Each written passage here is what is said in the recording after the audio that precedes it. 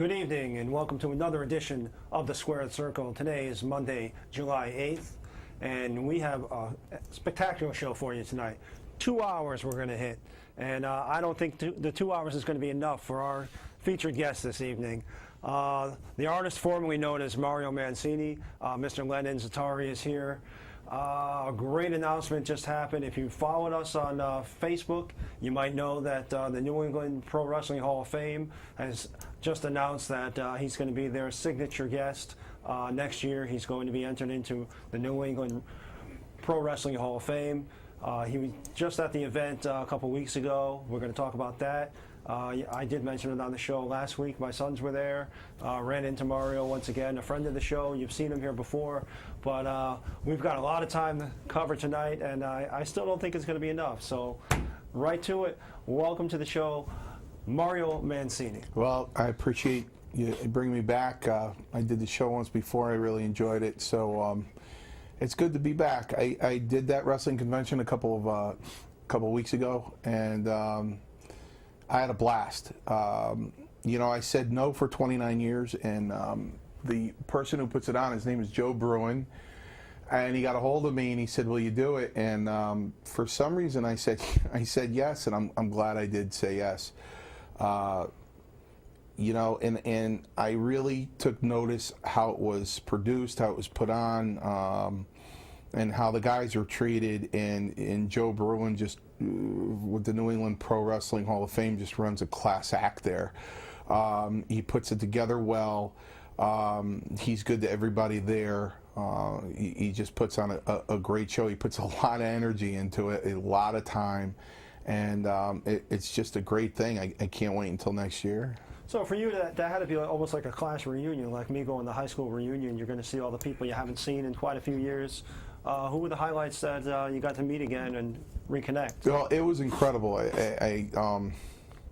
I see Tony Atlas quite often, so I saw him there, but I haven't seen some guys for 21 years, because the last match I ever had was in Huntsville, Alabama, in April of 1992 against Rick Rude. Oh, wow. And that was it. I was done. And so I haven't seen some of these guys in 21 years. And to see Howard Finkel and to see Demolition and Nikolai Volkov and Paul Ordendorff and Bobby Heenan, although I wish I saw Bobby Heenan as I remember Bobby Heenan. Right. Very sick man, and it really broke my heart. But Ted DiBiase, you know, to see all these guys, it was, you know, the hair stood on the end of my neck, you know what I mean? It was great, and, you know, you almost get choked up, hugging each other and laughing, and, you know, I did get to go up to Bobby Heenan, and although it was very difficult for him to talk. Yeah. I don't know if that was his wife with him or his assistant or someone, but I told him the story about when I worked a match, and it was a house show, and I even forget who I was working with, but I remember the spot, and the spot was that I threw the guy through the out of the ring, through the middle rope, and he was coming back up, and I went to slingshot him in, and he slingshot me out. And admittingly, I didn't put my right arm down. So when I went over, I went over, and it seemed like my lumbar spine, my lower back hit the corner of the ring apron, but it was really the top of my butt, thankfully. And I went down and everything, and the match went on, and all I remember was going down the hallway toward the blue curtain to go back into the dressing room, and all I saw was Heenan sprinting toward me, going, "Oh my God, are you okay? Are you okay?" And I looked at him like puzzled. I'm like, "Why?" He goes, "Oh, it looked like you hit your lower back on the corner apron. You have to be hurt." And I'm like, "I'm not. I didn't." And he's like, "Are you sure you're just not hiding?" I said, "Bobby, I didn't." You know, and other than him like joking around in the dressing room, that was, you know, that was one thing that stuck with me all those years. But I wish him the best. I wish it were a better situation for him. He was an innovator in the business. He was probably the best manager that absolutely. ever lived in the business. Nobody will ever duplicate him. And just a talented guy. Guys like Lou Albano were good guys, but they had a job and they did their job. Yeah. Guys like Bobby Heenan and guys like Jimmy Hart, not only were they managers, but they contributed to the business. They contributed to the psychology. They would go to Vince or Pat and say, how about this, or how about that, or what about this angle and that angle? Why don't we do this and why don't we do that?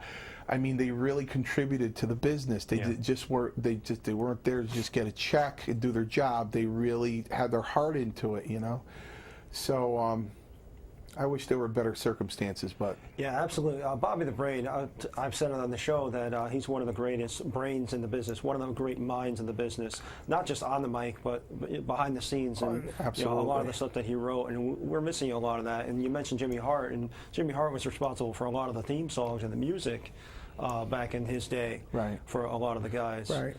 And right. You just don't have that anymore. Like you said, that most of the guys are just there to do one thing and one thing only, and right. It's kind of limited. And unfortunately, we don't have those minds anymore. Particularly like JR. Who could probably write a whole show on a matchbook and have it come off. Yeah, they like I mentioned in the last show, they took those guys away. Yeah. You know what I mean? And I don't watch it today. I'm not in the dressing room today. I always imagine myself, I guess if I wasn't so busy and my family wasn't so large, I probably would take time to go to an XL center and walk in the back and just take a stroll and just sit there and take it in. Something tells me, and I fear that I would probably last only about 20 minutes and leave, because that convention to me was just like an open dressing room. It was just like an open dressing room. You went by the guys and you ribbed them, and you laughed with them, and you talked about old times with them, and DiBiase was there, and he was looking at a piece of paper. He was reading something, and he didn't know I was behind him, and I looked over his shoulder, and I said, what number are we out? And he looked behind me going, oh my God, because I worked with DiBiase so many times on TV that he literally grabbed Vince McMahon and said, why don't we just do an angle? Why don't I just run an angle with this kid? And Vince said, what are you talking about? And he said, well, I work with them every TV. People are going to think they're repeats. I work with them so much. Why don't we just do something and end it? So that's how many times I really did work with Ted. And he was a second generation star. He was a second generation and now star. Obviously his son is in it too. Right. And Bob Orton was there. I worked with him and Adrian Adonis. Yeah. And he was kind of a quiet guy in the dressing room, really didn't raise a lot of ruckus, kind of just sat there and smoked his cigarettes and minded his own business. So I went up to him and I go, Bob, how you doing? You remember me? He goes, yeah, I remember you, Mario. I said, I've done a few jobs for you. He goes, I'm really sorry about that. He said, at that same time, I really appreciate it. It's funny, it's really weird while you're there. While I was there in the 80s and there in the early 90s, I just went out there and did a job. We shook each other's hand, hugged, and said, see you next time. But 20 years later, 20 to 25 years later, these guys remember, and we talk about it more, and they're more appreciative. Barry came up to me one half of the demolition, and he's like, I really appreciate what you did for us back in, because I was also their debut. Wow. So he's like, I really appreciate what you did for us, back then. I don't want you to think we don't. And it's weird Because back then it was just like, hey, you okay? Everything go all right? Yeah, everything's fine, and nothing was stiff. No, everything's okay. Good. Thanks, I appreciate it. No problem. And it's so emphasized now. And Joe Bruin loves us. I mean, he loves, God bless him, he loves jobbers. Yeah. And, I mentioned Jose Luis Rivera, and he said, oh, I would love to have him. I would love to have him. And Jose's in Puerto Rico. So, I harassed Jose enough on Facebook, and I said, no, you're coming. And he said, okay, I'll come. Now you're a booker. Oh, yeah, I'm a booker. So he's like, yeah, all right, I'll come. And I'm like, good. So I told Joe that he'll come. And Joe, he got a nicer venue for next year. You can check it out on Facebook. Also on Facebook for Joe, he's got a 3.5-year-old daughter that's going to have a pretty serious surgery on her head. And I don't know if you saw that, yes, but I did. he's got a posting on his Facebook if he can defray the cost at all of whatever you can give, $1, $2, $10 to help his 3.5-year-old daughter get through this surgery. And you know what? He's a guy that everybody in this business should buck up something. I don't care if it's $5, because he really puts so much of himself into this. I mean, he amazed me. When I left, I said, hey, Joe, sleep for a week, Yeah. And it was Sunday the next day, and he's like, next year's venue for the pro right, yeah. New If you Pro Wrestling look at his site, he hasn't slowed down. No, he just picked up where he left off. It was Sunday, and then he started announcing the super ticket fans, and then he started announcing the inductees into the Hall of Fame for next year. And he just keeps going and going, and he just doesn't stop. I mean, he really dedicates himself to it. So if any help we can give him, I'd be more than happy to see all the wrestling fans buck up and help him out. And plus, we will link that story onto our page, the Squared Circle page. Yeah, I mean, it's a 3.5-year-old kid. You know what I mean? Yeah. It's like, and you go to these things, and like that's another thing. You don't know. You don't know who's there because they have to make a living. Yeah. I was there to have fun. Mm-hmm. I didn't go there to make a living. Right. You know what I mean?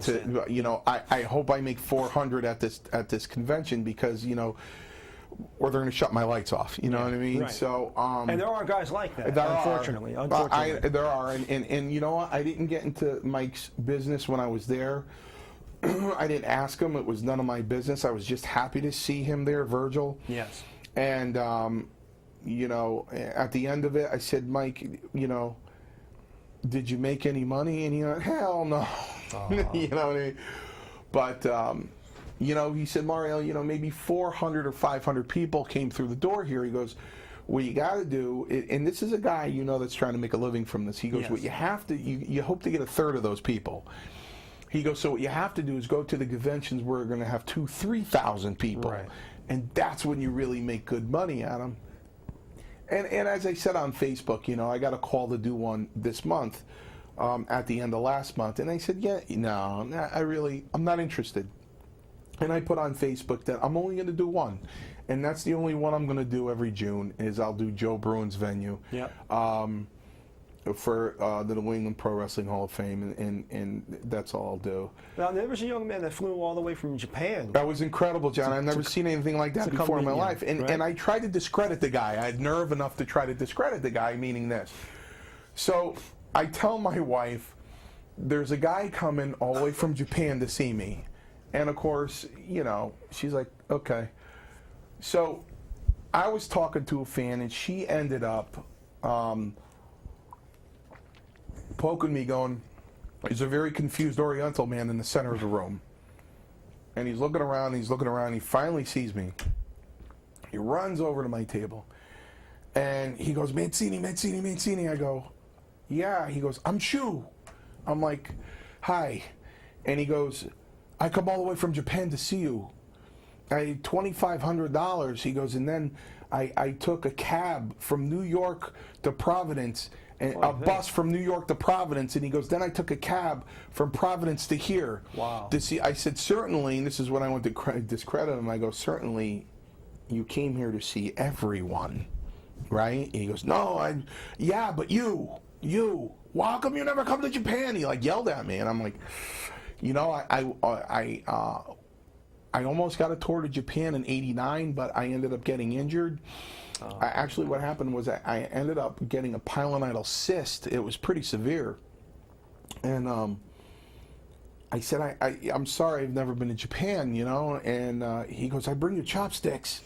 And he gave me, you know, these, I still haven't opened them up. They're wrapped up. He goes, I bring you chopsticks. And I just kept going like this to the guy, you know. And I didn't know what to do. I said, here, well, you want an autographed picture? Take this. Take cake pops. And my wife made cookies with my picture on them, Mario Mancini cookies. I individually autographed every one of those, 100 of them. So I gave him 3 or 4 cookies. I gave him cake pops. I gave him a autographed picture. I signed his encyclopedia. My wife took 2 or 3 pictures. Yeah. I honor the guy. I changed my Facebook picture to me and Shu, just so in case he friends me, he sees us on together on Facebook. So. And he appeared to be a younger fellow. He was a younger guy, and it shocks me. Some of these guys, they're like, my wife. That's what was the most of the fun, having her there, because she's not a wrestling fan whatsoever. She doesn't know these guys. Right. I mean, Billy, from Demolition, shaking her hand. I went over to talk to Finkel, and I'm walking back to my table, and he's shaking her hand. I go, what the hell is he shaking her hand for? And he's like, those are the best cake pops I ever tasted in my life. Those things were delicious. And he walks away, and I go, do you know who that was? And she's like, I had no idea. And a fan came running over to me, almost hit himself in my table. And I went, hey, how you doing? He goes, I saw my buddy hold your picture with your autograph on. I said, hey, where'd you get that? And he goes, he's over there in the corner. I almost dropped my hot dog getting over here. I ran over here so fast, and my wife's like this, and he's looking at my wife, and I'm like, don't mind her. She's just used to looking at me on the couch with the clicker going click, click, click. She's really not used to somebody. You're just plain old Len to her. Yeah. Right. She's not used to somebody, almost dropping their hot dog to get to me. It's Mario Schmario. We'll take out the trash, right? Yeah, definitely. It's that's exactly the way it is. So, but you know what? Even with everybody there, I don't think I would have had as much fun without my wife there. I got a kick out of just looking at her face, because there was another guy there that had this robot looking uniform on, and he had a cell phone in his tights, and I just never seen the guy before in my life, and I think I had it on Facebook on, who the heck is that? And it might have been you or somebody else that said, oh, that's so-and-so. He's a really nice guy. I never seen him before in my life. And of course, watching Doink walk around the place, and with that get up, and she's like, my God, what's going on here? So incredible how I saw him on that Saturday, and then Friday he's dead. Right. I don't, what I mean? I just wish I knew. The only information we have is he lived in Texas, and his girlfriend walked in late that night, and he was dead on the couch. And still not sure what he passed. Right. Yeah. Why he passed or what the cause of his death was, but it's incredible to see somebody, and then 6 days later they're gone. And at really a young age. I mean, he's not much more than we are. No. He was 55, 56. Right, and that always scares me. I mean, my partner that I work with, what I mean, he likes to joke around with me and call me the oldest living wrestler. What I mean? Because everybody dies at such a young age. Yeah, you're absolutely He's like, right. You're the oldest living wrestler. I went, stop. And. It was sad. I don't want to make any assumptions. No, let's not. But you just never know. But I can't wait for the New England Pro Wrestling Hall of Fame. I mean, I'm a junkie for it now. I wish it was next week. You know what I mean? I'm gonna be like a little the bug. Yeah, I did. I'm gonna be like a little kid a week before Christmas next by June 14th. I won't be able to sit still. I mean, I really had a good time, and like I said, I really had a ball with. Well, what was it that kept you away for so long? You know what? I just thought they were depressing. Number one, and as I said to you the first time I ever came onto your show, I don't lie. Mm-hmm. And right. I think I kind of shocked you guys with some comments I made in the last show. I kind of made your faces drop. You went, "Oh no," you know. And I don't lie. And right. and we appreciate that, definitely. Well, yeah, I really didn't think, as much as I know back in the 80s and the 90s, you know, if the main event was, I don't know, Mario Mancini against Iron Mike Sharp, you know, you probably would have found two homeless guys and a family of flies in the arena, you know what I mean? I just didn't think Mario Mancini would draw or would be on a venue like that or have any kind of significance or was in a demand for something like that. And you know, the bigger guys, you know, with the bigger names, you know, like the Snukas and the Volkoffs and the Ordendorfs and, you know, the DiBiases, they belong there. Well, you belong there too. I mean, don't sell yourself short. Well, yeah, the thing I was shocked about was, you know, that's the first thing I said to Joe Bruin, and I said, "What the hell do you want me there for?" I mean, he goes, "Well, you're a novelty." He's like, "People want to see you." Yeah. He goes, "You have to come. I got a guy from Japan that keeps calling me, asking me if you're coming." And I'm like, "Are you kidding me?" He's like, "No, there's a lot of people. I got other people coming up from Jersey to see you."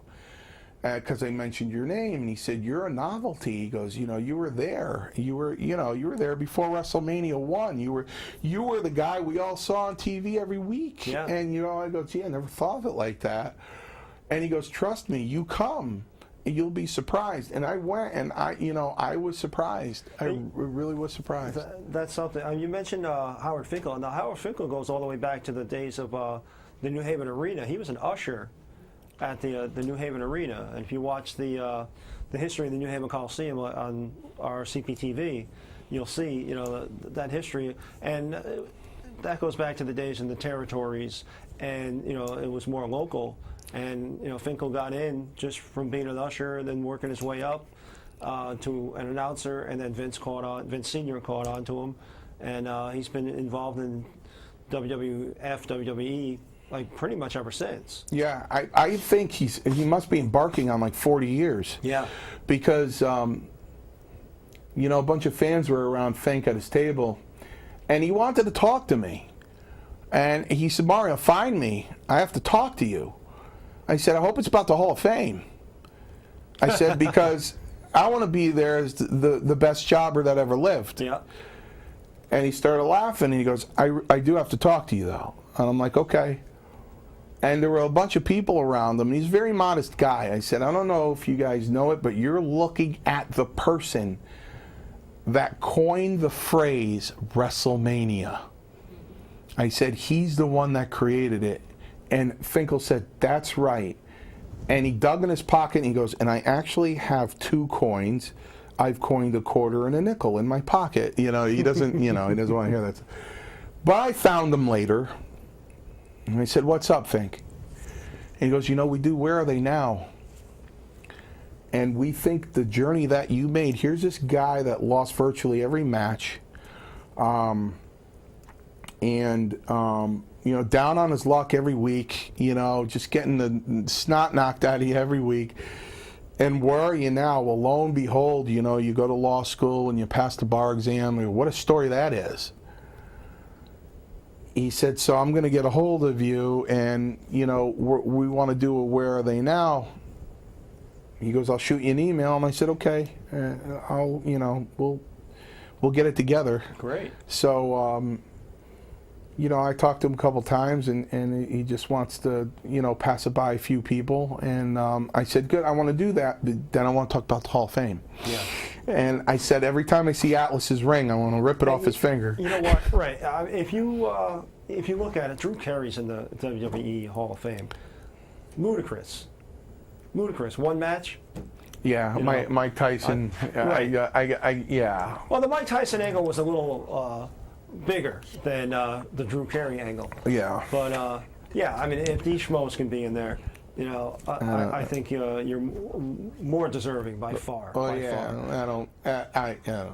I just, what? It'll be a happy night for me. I'm on Joe Bruin to get Bruno Sammartino there next year because Bruno, he was the reason why I turned pro.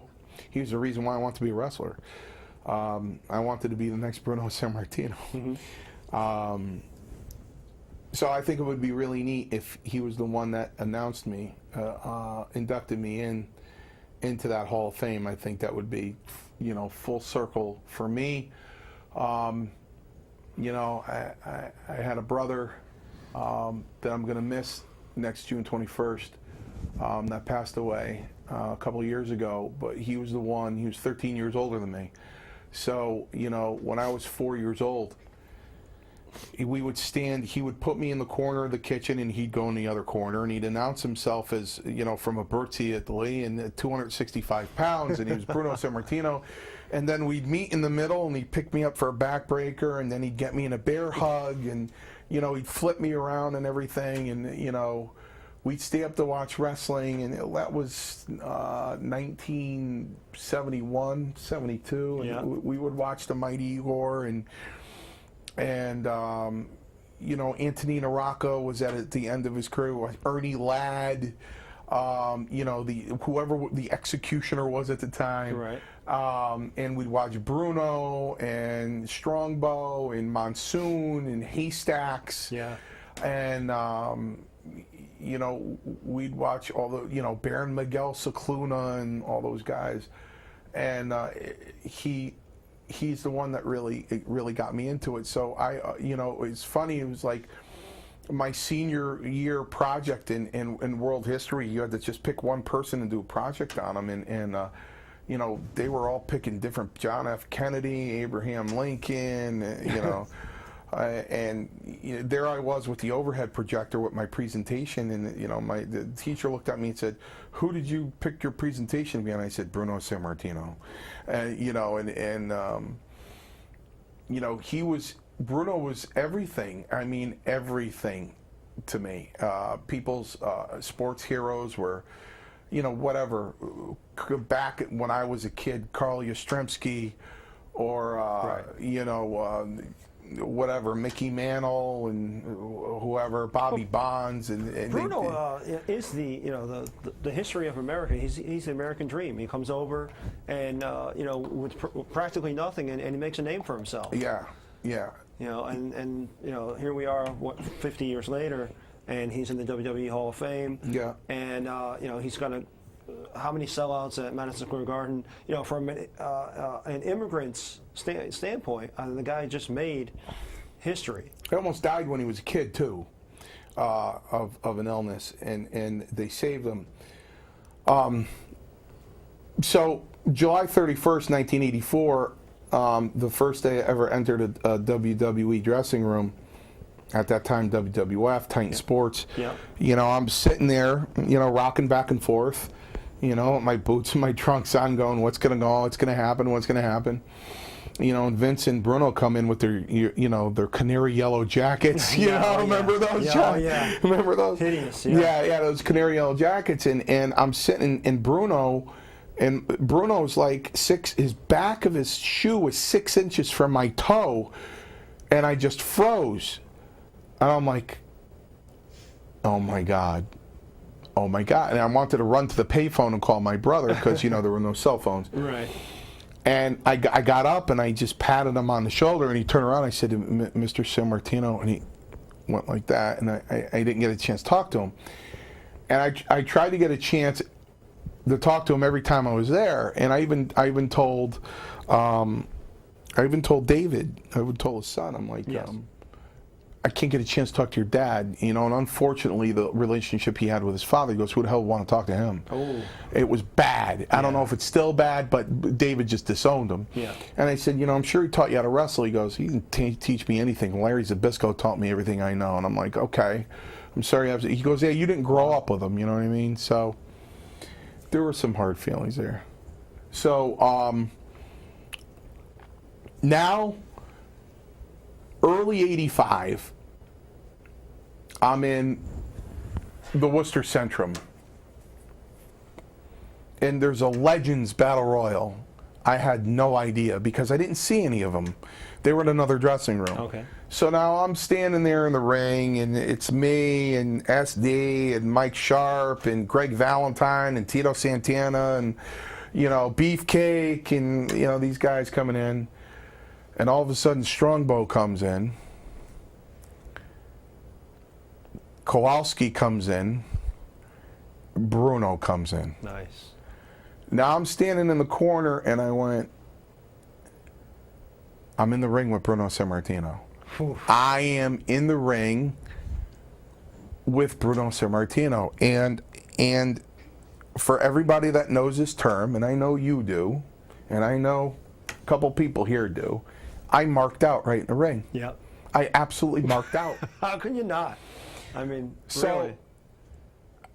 the bell went ding, ding, and I went, and I just watched Bruno starting to work, and I just, I might as well just pulled up a chair. I You just forget where you watched were, it. Yeah, right. I'm like watching him wrestle. Oh, fantastic. So I'm just still, and everybody's doing what they're doing, and I'm there in the corner, and SD comes over to me, and he gives me a, you know, a punch to the chops, and I kind of do one of these, and I half sell it, and he goes, he grabs me in a headlock, and he goes, what are you doing? And I go, Bruno's in the ring. And he goes, and he starts laughing in the headlock, and he goes, cut it out. You know, you have to work. And I went, Bruno's in the ring. So, you know, he gave me a headbutt, and I had to sell the hell out of that because it was SD Jones. Yeah. That's his signature. And then I started going around the ring and everything, and Beefcake and all. But one of the things that sticks out in my mind there is Strongbow and Valentine giving each other's forearms to the back that would absolutely turn your stomach. They were like hitting each other like they were hitting each other with like 2x4s, and it was just to rib each other. Yeah. Boom, I mean hard. I'm like, oh, man, those guys are wailing on each other, you know? And it was just an experience. Finally, in 1999, a promoter got a hold of me in New York. He got the Westchester County Center. I don't know how the hell he got that, but he did.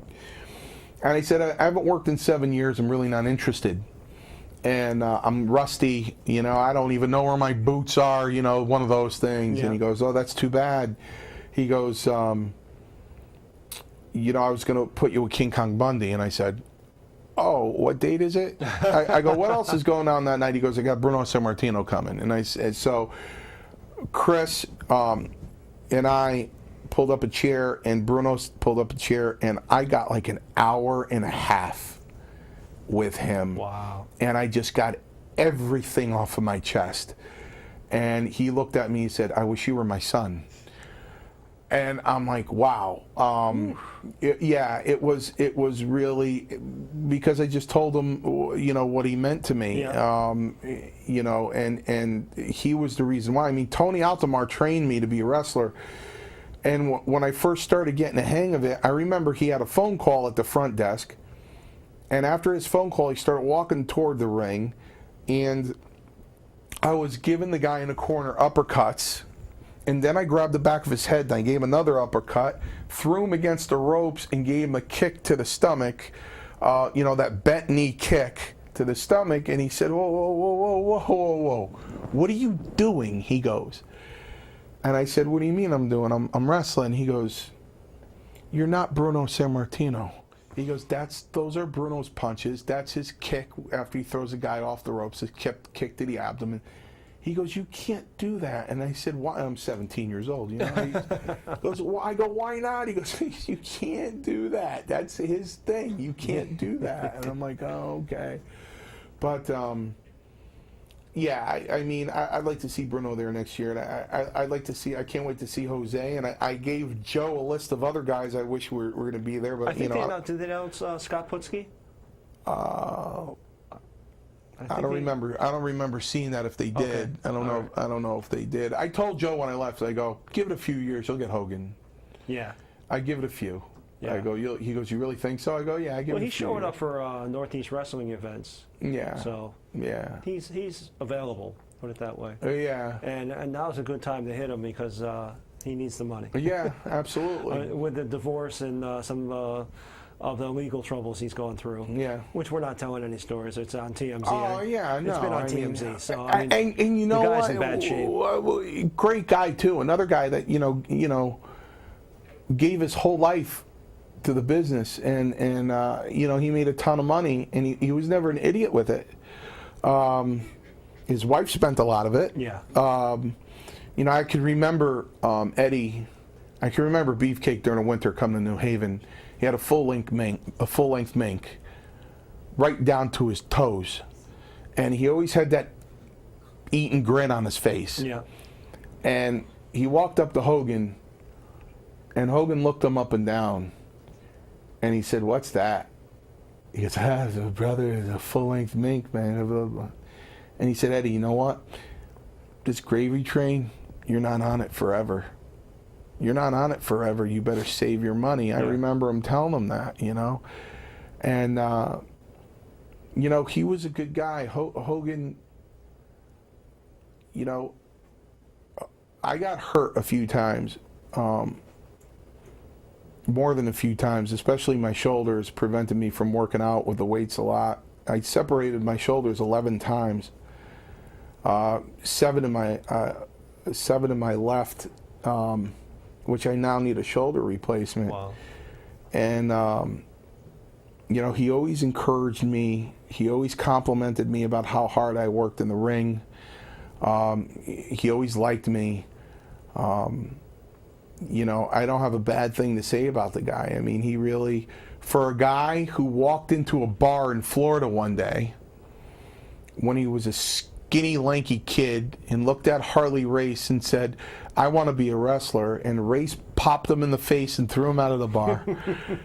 For a guy that went through that, it's funny that Joe Bruin put on Facebook last night, he said, "I just watched the history of the Warwick Music Theater in Rhode Island. It was very interesting." I said, "It was interesting to me too. David Schultz broke my nose in 2 places at the West Warwick Music Theater." You know what I mean? So, yeah, I mean, there are a lot of guys now. Like I see Snuka and guys. Sure, like I said to Billy, I go, when he was leaving, I go, "Billy, just one day.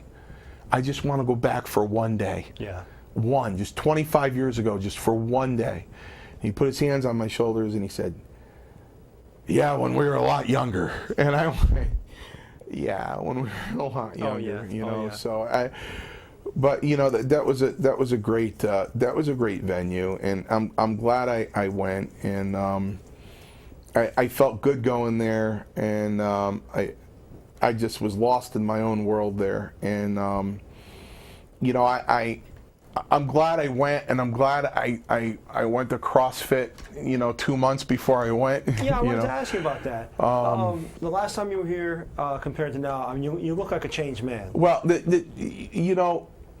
I owe all that to first of all, I owe that to my partner Nick, who looked at me one day and said, "Why don't you come to CrossFit with me?" But Clint and Aaron at Whippet CrossFit in Guilford, they changed my whole life in a very short time. The last couple of years, I haven't been feeling well at all, and I was actually nervous to go there because I was afraid of failing, because I knew it was so strenuous and so vigorous that at the age of 47 years old, I might not be able to do this. So I went there, and they actually had bets going. The 2 trainers and the owner, Clint, had bets going whether I was going to come back or not. And Clint was adamant that he's coming back. He's coming back. And the other trainers are like, he's not coming back. Well, Clint had a cousin, Jerry O, who unfortunately passed away, who also was in my position in the WWE, and really well known, and he did a lot of traveling himself. I've traveled with him, and so he knew what it took to be a pro wrestler by hearing stories from his cousin. So he knew that I wasn't going to quit. Yeah. You know, when I say I'm not going to quit, I mean, you have to understand something. Pro wrestling school is the hardest thing anybody could ever go through as a human being. When I went to wrestling school, we had Marines come in, semi-pro football players who, you know, they'd come in on a Saturday. You didn't see them on Sunday morning. Right. These were Marines. Yeah. This is tough stuff. So, you know, I was put to the test, you know, on Memorial Day at Whippet CrossFit in Guilford. They had something called the Murph, and named after a military guy who created the WOD, the workout of the day. Okay. And it's a mile run, 300 air squats, 200 push-ups, 100 chin-ups, and a mile run. Wow. And that's what I thought. It was wow. I thought that was incredible. You know, when I did it, I'm like, I've never done anything that hard before. That was incredible, you know, because by the time you do 125 push-ups, you're on your knees doing girl push-ups. And by the time, you know, you're doing so many chin-ups, you got big fat elastic bands around your feet, and you're getting some help. And then when you're exhausted at that, you're doing jump ups. You know what I mean? You can't do 100. I don't know anybody who can. Until I went this 4th of July, where they had the 12 days of Christmas. And I've never experienced that before. That was the hardest thing I've ever done in my life. Well, on the first day of Christmas was a 100-meter run. Oof. And then on the second day of Christmas was 2 burpee box jumps and then a 100-meter run. Then on the third day of Christmas was 3 wall balls with a medicine ball. You throw it up and catch it. 3 wall balls, 2 burpee box jumps, and a 100-meter run. And then, you know, you keep going. It's just like the song. Right. So by the time you get the 11th, 10, 9, 8, 7, 6, 5, 4, and it took me 87 minutes to do it. And I'm not embarrassed to say that I was the last one done. And Clint had come up to me while I was on the 11th day of Christmas, and he said, "Why don't you let me cap this for you?" And I said, No. And that's the wrestling mentality. Yeah. You're not going to keep me down, as you know, just like the encyclopedia says about me. You know, you can beat me down, and I'm just going to keep coming after you, because that was my mentality, to be resilient. I did the same thing in law school. You know, because I lived so far away, I had to travel 320 miles round trip to go to law school 3 days a week. That's 960 miles a week. And a single father at the time at that. And I went on academic probation a few times. And, you know, they're like, yeah, you just can't do this. And I'm like, want to bet? Yeah. And so it took me 7 years to get through that. And just like the bar exam, I took the bar exam for 2 years. Taking the bar exam for 2 years is approximately 5 attempts. And, you know, after the 4th attempt, you know, you start believing yourself, and other people are going, maybe you just can't pass this thing. And I'm like, no, I don't care how many times I have to take it. And then on the 5th try, I finally passed it. Well, it's the same thing, you know what I mean? At CrossFit, you know, admittingly, I'm the last one done. I mean, on that 12 days of Christmas, it was Clint and myself left at the box of CrossFit in Guilford. It was just he and I, but you know what? I finished, and that's the most important thing is to finish. And it was a very hard workout. And CrossFit is very hard to do, but you get addicted to it, and you either love it or you hate it. And you know, I remember being interviewed. In fact, if you look hard enough, I don't know if you can find it, but Yale did a story on me in 2001, I think it was. Okay. And, you know, they wanted to know, you know, how you can do that, how you go through pro wrestling school, how do you train for it, and what do you do when you feel that much pain? And there's only one answer. You have to like the pain. you have to like the pain. So They said about boxers as well. Right, CrossFit's kind of the same thing. Once your lungs are about to come up and once you feel your body on fire, you're either going to whimper and not come back, or you're going to grind your teeth and go, I grind my teeth and go, you know. And wrestling school is the same thing. I mean, I've seen initial classes of wrestling school of 33 people, and in 4 months, I've seen 4 of them left. You have to like the pain. Wrestling school is the hardest thing you'll ever do in your life. God did not intend for your body to do this. Right, exactly. There's no way. That's what Pete, my son, is going to Pete's school over the Pro Wrestling Academy in New Haven here. And that's what Pete always says, that you're doing things that your body isn't naturally and used to. And you're trying to get your body to do things that it's against your nature. That's right. That's correct. And he's one of the most talented instructors I've ever seen. And we're talking about Joseph von Schmidt. Joseph von, yeah, he is unbelievably talented. This guy, and my hat's off to him. He's how he really didn't make it in the WWE is beyond me, because wow, man, can he really put it together? Yeah. He's really good. I was asking your son before the show started, yeah, how do you hit the ropes? Do you hit them square or do you hit them on your side? And he said, I hit them square.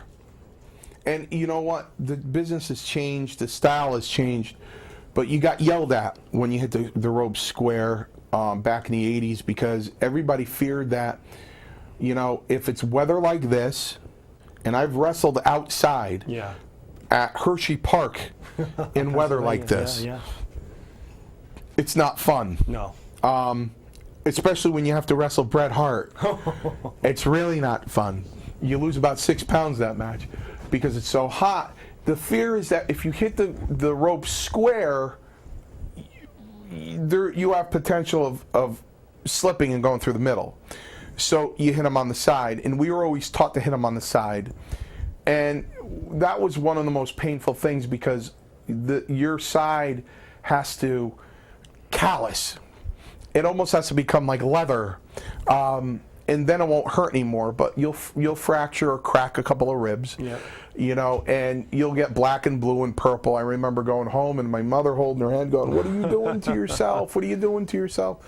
And it's definitely less painful hitting them square. But the most important thing, believe it or not, in wrestling school is always keeping your chin tucked. Always keeping your chin tucked, because once you start hitting the back of your head and getting those concussions, you're shortening your career. And knock on wood, I've never hit my head. I've always was mindful constantly to keep my chin tucked at all times. It's just the constant bumps. When I went to wrestling school, or when I taught wrestling school to new people, and I taught them how to hit the ropes and take a bump, at that point, it was the breaking point for them, because what I would do is I would have them hit the ropes, and when you hit the ropes, when you switch, you always switch to the right. So I would have them hit the ropes back and forth, back and forth, back and forth. I go switch. Then you go back and forth, switch, go back, switch, and then during one of them I go hit it, and then they'd have to take a bump right wherever they are, and I would be kind and do it in the middle. Always take a bump in the middle, because that's where the give is. Yeah. If somebody gives you a slam or a suplex or take a bump on the side, they don't like you. Okay, so you always take a bump in the middle. So I would always have them hit it, and then they get up, hit the ropes, switch, hit it. And sometimes they'd hit the ropes and I go hit it, and they'd get up and I go hit it, and they'd have to hit it, and at that point, some of them threw up, some of them passed out because they forgot to tuck their chin, and it really is a tough drill. A lot of people can't get through that drill. And then, I used to go in the ring and get hated because, listen, no one can't take it away from me. I can bump. Yeah. So I would hit the ropes, and then I would switch, and I would hit the ropes, and I would switch. And I'd go, while I'm hitting the ropes, I'd go, when I tell you to hit it, I mean hit it. And I'd stop in the middle, and I would jump way in the air. I'd get above the top rope and just go, boom. And they'd go, how do you do that? You know what I mean? So in order to be a pro wrestler, pro wrestling is not Saturday night bowling. Pro wrestling isn't something that you say, gee, I'd like to try that.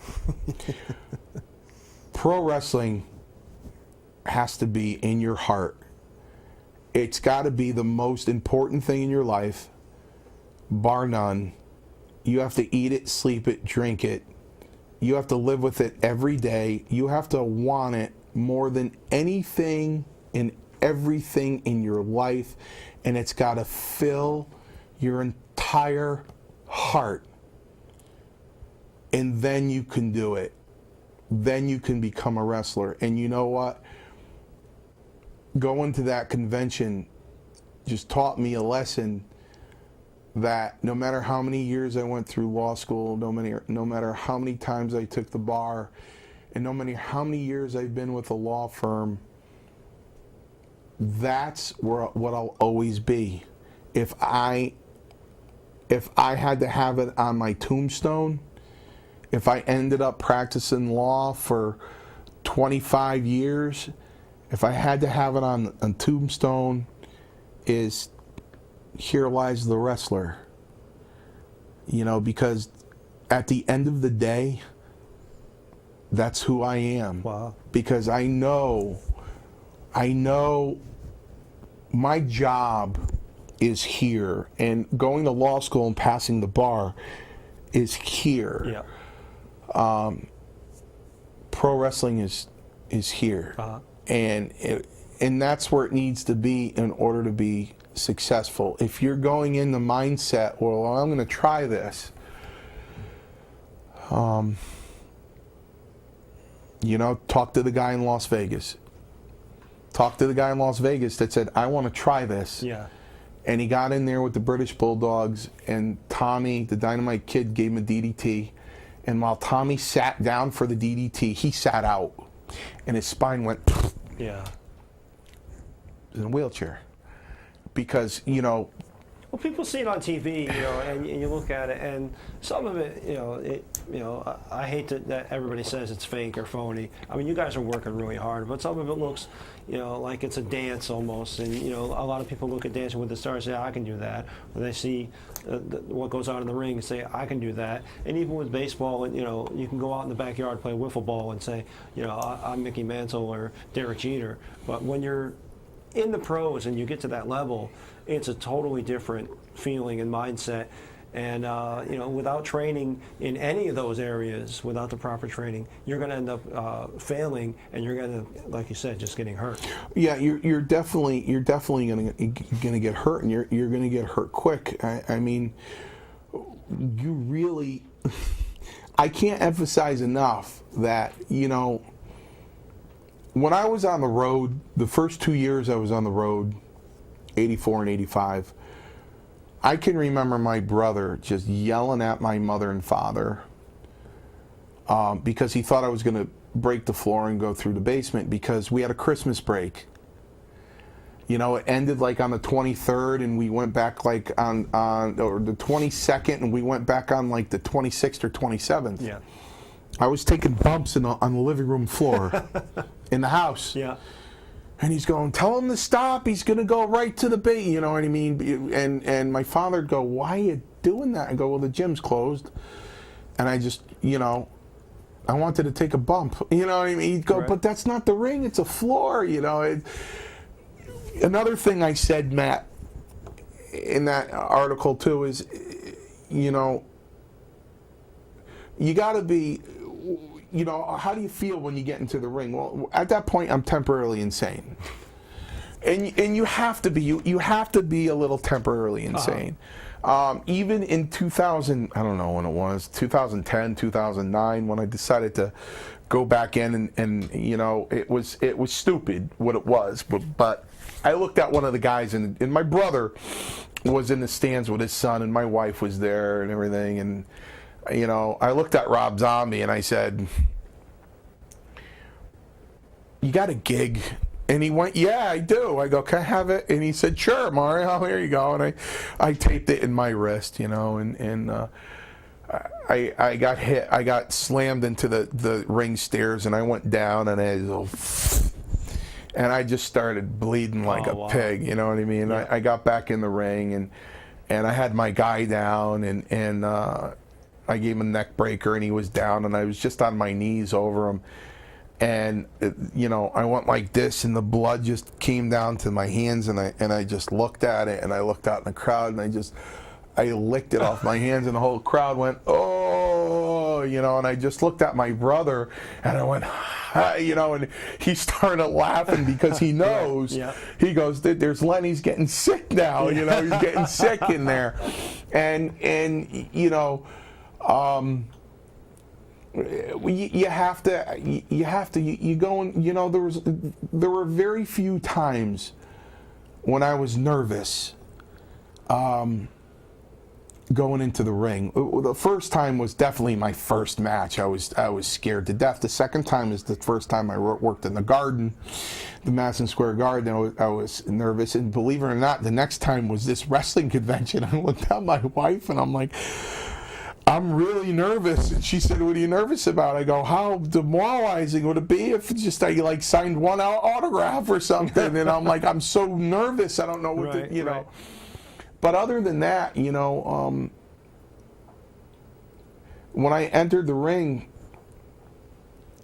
that was home. You know, I could remember, and again, I don't lie. I just lay it on the table. When I walked into the Westchester County Center, after 7 years of being out of it, that was the night Bruno was there and I worked with Bundy. I got there really early, and I walked into the arena, and the first thing that hit me in the face was the popcorn. The smell of the popcorn. And then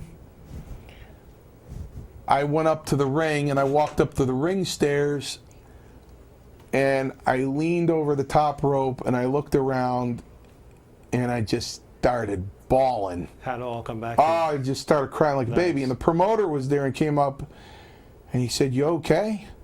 You all right? You going to be all right?" I go, "Just give me a few minutes. I'll be okay." I mean, how much more can you love something? Right. One of my favorite people just walked through the door. Right. Speaking of a few minutes, I have to cut to a PSA station identification, and we'll be back in just a moment with more of Mario Mancini. Great stuff. Thanks, man. Tools sure make our lives easy. But a tool is only as useful as the hand that holds it. If you put it in the wrong hands, it can bring unwelcome results. When it comes to straightening crooked teeth and misaligned jaws, orthodontists have all the right tools in their toolbox. They're the most skilled professionals to oversee your care. Orthodontists have the expertise that comes with 2 to 3 years of specialized education beyond dental school. They know best which instruments to use when correcting orthodontic problems, and they know how to properly use them. Orthodontists are specialists who limit their practices to treating dental and facial irregularities. It's all they do, each and every day. Put your smile in the right hands. After all, it's better to use the right tools the first time than to face a costly restoration in the future. For more information, visit braces.org. We are back. Hollywood J, out of the meetings, yeah, definitely. executive suite. Yep, I was briefed by my advisors on the goings-on with North Haven Aces and Eights and various other things, and doing some negotiations with some future guests. Excellent, excellent. But well, our guest tonight has been Mario Mancini for approximately the last hour. He's been regaling us with some great memories, telling us about his work with the CrossFit. He looks in the best shape I've seen him in quite some time. He might be ready for the ring. We're pushing to get him into WWE Hall of Fame, but meanwhile he's in the New England Pro Wrestling Hall of Fame next year. And there was a story that I had heard about referee rolling you for some money, Chief Jay Strongbow. What was that all about? Well, Strongbow and I. I got to tell you, I'm upset at him because I looked at the very first New England Pro Wrestling Hall of Fame, and I think it was in 2011. Yeah.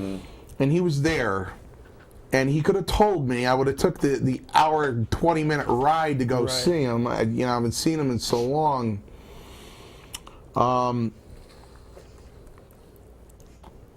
Strongbow took care of me. He knew I was a respectful kid. I was Italian. He was Italian. You mean he's not an Indian? There's not a dry John. There's not a drop of Indian blood in him. He's a Sicilian. He's Joe Scarpa. And,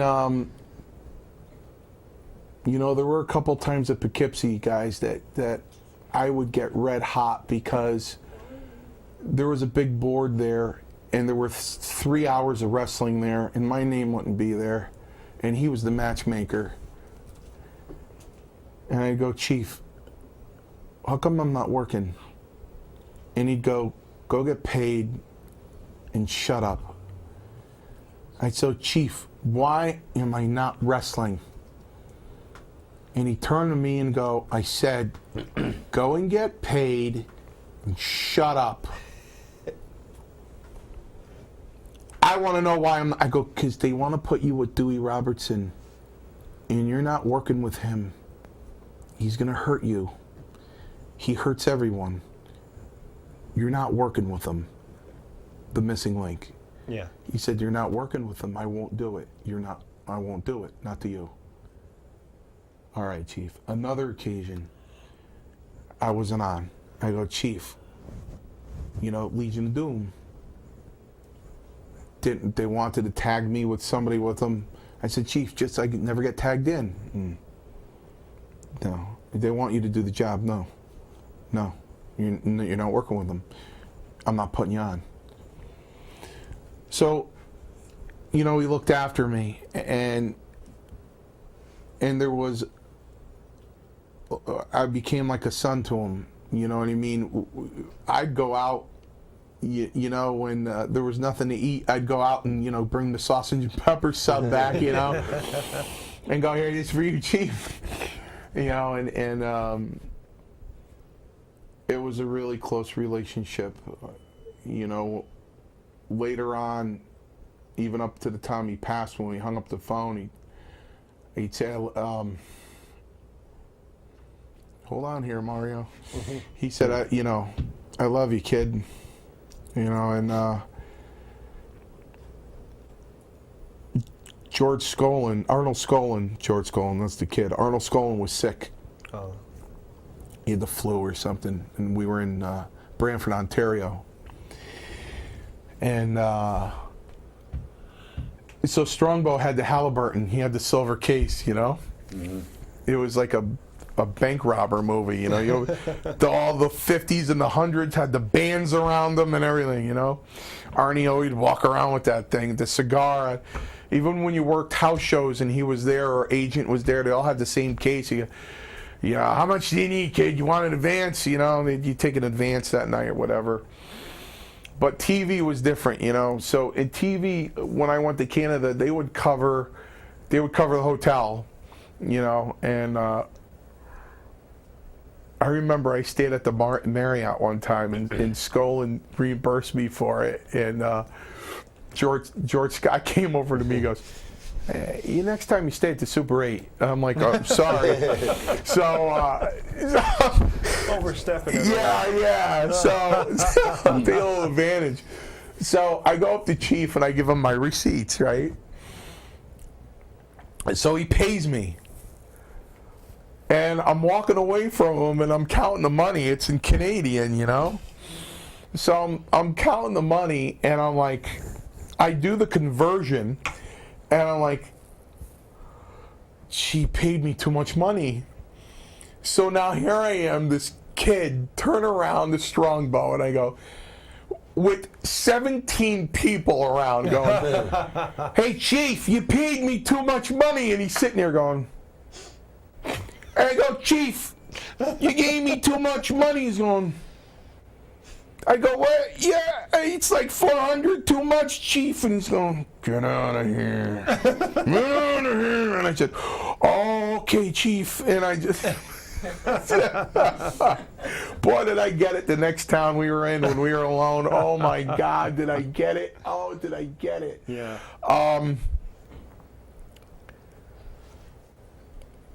You know, Chief set up a match. I worked with Ted DiBiase so much, so many times, that we were running out of things to do. We just didn't know what to do anymore. The last time I worked with him, he held the belt in front of me. And he said, Mancini, there's $1 million belt. You'll never have this belt around your waist. And I just took my hands and I kicked it up in the air. And he went to grab it. And while he went to grab it, I nailed him, you know. And we started from there, you know. This time, Chief goes, and I told Ted this story at the convention. Yeah.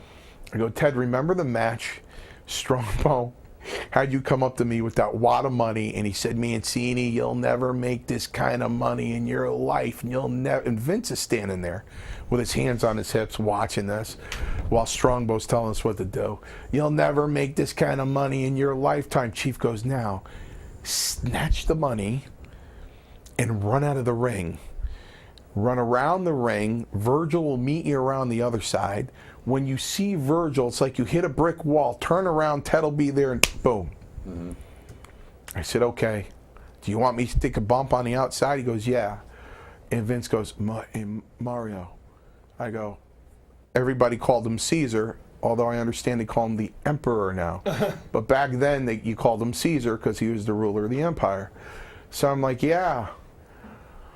He goes, when you take that bump, the money should be in your hand toward the apron of the ring, not the ring, the steel ring, the steel barricade, right, because the fans will grab the money. And I go, it's his money. You don't want the fans grabbing it.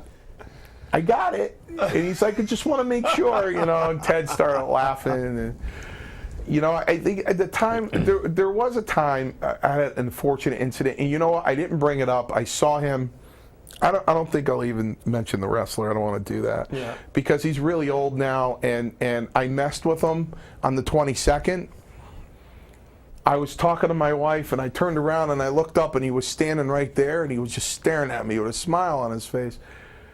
And I said, I gave him the business, you know. I go, you son of a... And I stood up right away, and I put this big smile on my face, and I started hugging him. I felt really bad because when I was hugging him, he was shaking. No. And I said, gee, I might have went too far with that joke. He might have really thought I had heat with him.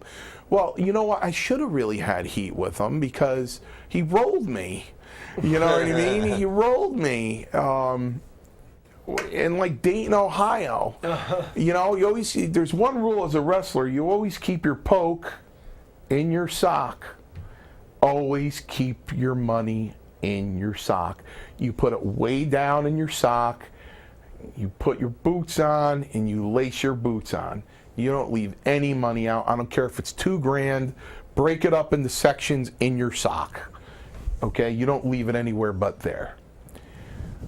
So, even while I was traveling, I had sweatpants on. It was the 80s. You know, I had those socks that went up to your knees, you know. Yeah. Hey. So I had my poke in my sock, and I was paying for the hotel, and I was $20 short. So I bent down to get more money out of my sock, and at the same time, the front desk clerk turned around to get me keys, and I came up, and I was 100 late, and I'm like, "Where's the money?" He's like, "I don't know. You sure you counted it right?" I go, "No, I counted it right." I ended up getting my forearm in his throat against the elevator. I had to let him go because the hotel clerk was like, I'm like, no. And I let him go. I go, no, 911. No, you know what I mean? You don't need the officer. Yeah, no. It was bad enough one night in Buffalo, and this guy's on YouTube. I don't know if it'll. You're a diehard wrestling fan if you remember this name. It was Gino Carabello. So yeah, Gino was on TV a lot. In fact, Gino was. They should have did something with him because they loved him in Canada for some reason. They loved. He had his own fan club there and everything. So I'm rooming with Gino, and he goes from one bed to the other. And he goes against the ropes, and he hits the other bed. He goes against the wall, and he just puts his whole back dent into the sheetrock. Oh God! So now we leave Buffalo, and we go to Poughkeepsie. The minute I hit the dressing room, George Scott goes, "Hey, come here." I go, "Yeah, George." He goes, "What happened in that hotel room? We had to pay for it." I go, "What are you talking about?" He goes, the wall. I go, "I don't know about any. The room was under your name, Mancini." I go, "Listen, I don't know anything about that, George. I was downstairs eating breakfast. There were a few guys in my room. Who was in there?" I go, "I don't know. What the guy I was rooming with invited a couple guys over. I was down eating breakfast. I don't know what happened." He just gave me one of these. Be more careful, you know what I mean? So I, you know, it was sometimes it got really rough on the road, but I had that incident in my house. My two boys were roughhousing, and my younger one got pushed through the sheetrock, and it was like a Bugs Bunny cartoon. You could like see the outline of his body. Yeah. Was he doing his homework from the PWA youth camp? Yeah, I think so. It was a little ahead. Yeah, I mean, so a lot of listen. The Rockers got fired the first time in '85 for trashing a hotel room. That was serious for causing damage in the hotel room because then they would bar us from the hotel. Right. And say we can't stay in there anymore. You know what I mean? So Everybody. But the Rockers ended up coming back like a month later, and you know everything was okay. But you know, Strongbow did a lot of things for me, and you know, later in life.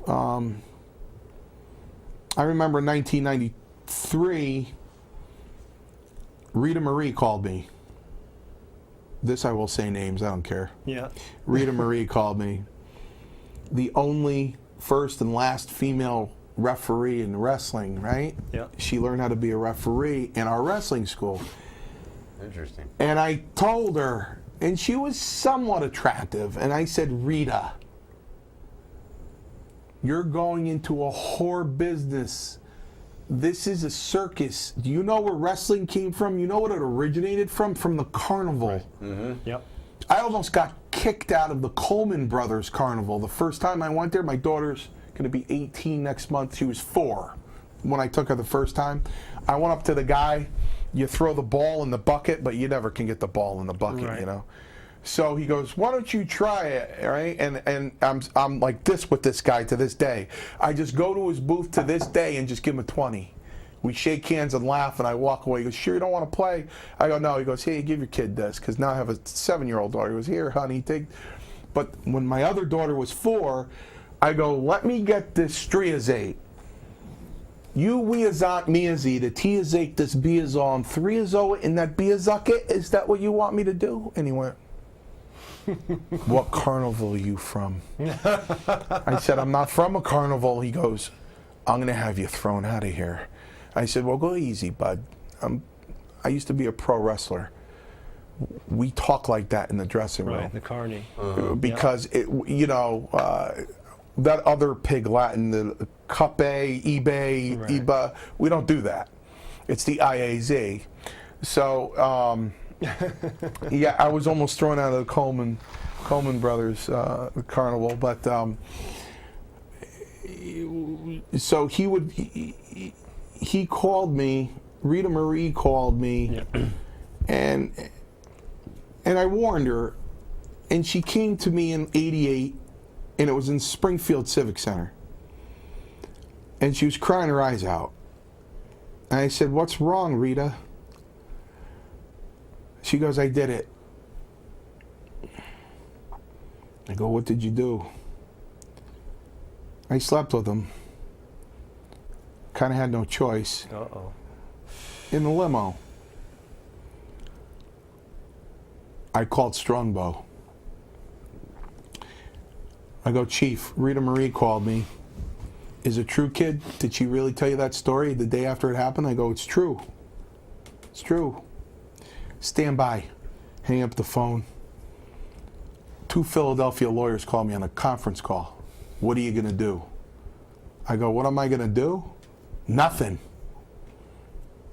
I said, listen, I said, I don't know if it's true or not.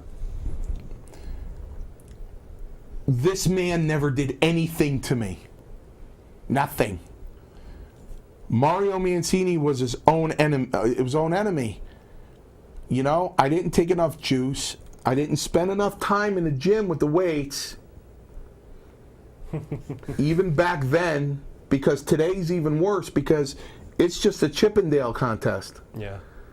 6-pack abs, chiseled body. Okay? I was my own worst enemy because I'd start doing pull downs for back and I'd start working out and I'd hear boom, boom, and I'd look, boom, and I'd see some guy take a heel and land on his side like he was in judo. And I'd slam that weight and go walk up to that ring and go, that's not the way to take the bump off that thing. Before I know it, 2.5 hours are by, I'm in the ring. Yeah. My career, I would have been different because you're right, guys. I want to come back around Christmas time and do the show again and walk through here and you go, holy jeez, because this is what Clint is doing for me at CrossFit. I told him I haven't seen this stuff since the 90s. Yep. It's amazing. Well, yeah. You can make a comeback. Right. I kind of think to myself, you know, because there was a guy at the convention wanted to buy my boots for $1,000. My wife's like, you bring your boots? My wife doesn't care about, she wants to exchange my wrestling boots for a new pair of shoes for her. I would do it too, because I love her to death, so I don't care. How did everything go up there in Massachusetts? Oh, let me tell you something, man. I lost myself in that thing, man. I thought of nothing. I forgot about law school. I forgot about the bar. I forgot about my job. I forgot about everything. I didn't have a worry in the world. Brother, I was floating on air the entire time. I saw Axe and Smash. We started screaming.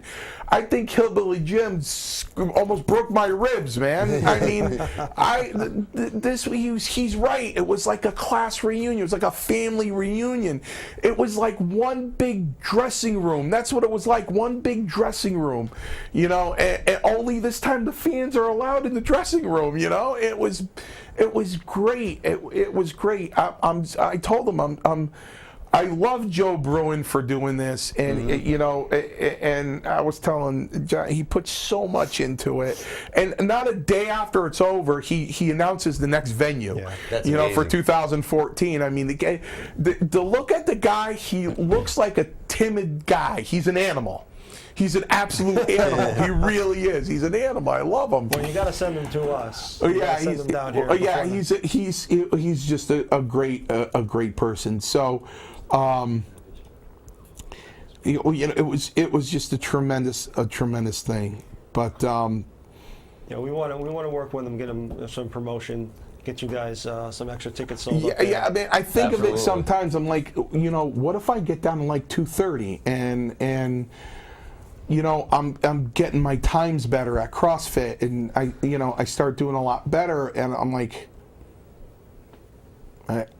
I can wrestle. And I'm saying that to myself. How far away is the Royal Rumble? I'm saying to myself. When's the Royal Rumble? They might have an extra spot available for him. I'm saying to myself, I could probably do pretty well in the ring, you know, if I really get in shape. But a bump is a bump, you know what I mean? A bump is a bump. Oh yeah. Mm-hmm.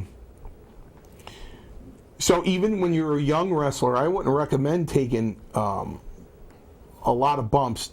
For the people that are starting really, really, really young, the last thing I want to see is I get up out of bed at 47 years old a certain way. It takes me about 6 minutes to 7 minutes to really loosen up. It always starts out with a limp. And my poor wife hears the grunt and groans all night long, but I you know, Not in a good way, mind you. No, not in a good way at all. But you know what? Thank God, 2 more days, and I have my Tempur-Pedic Cloud coming in. So I'm hoping that does wonders for me, and I don't have to grunt and groan anymore. Yeah. So, you know, geez, buying one of those is like buying a car. But I hope it does wonders for me. But so Strongbow calls me back after I get off the phone with the lawyers, Oh, okay. and he goes, "Kid, you got a hell of a payday coming." I said, "Really?" He said, "Yeah. It's been 20 years. I'm waiting for that." But you know what? That's okay. That's okay. Strongbow was really proud of me for that. When I called Strongbow in 2002, I'll never forget it because it was about 20 minutes to 6, 20 minutes before my first class of my first day of law school. And I called him up and I said, "Chief, guess where I'm sitting?" And he said, "Where?" I said, "In a parking lot of the Massachusetts School of Law in Andover, Massachusetts."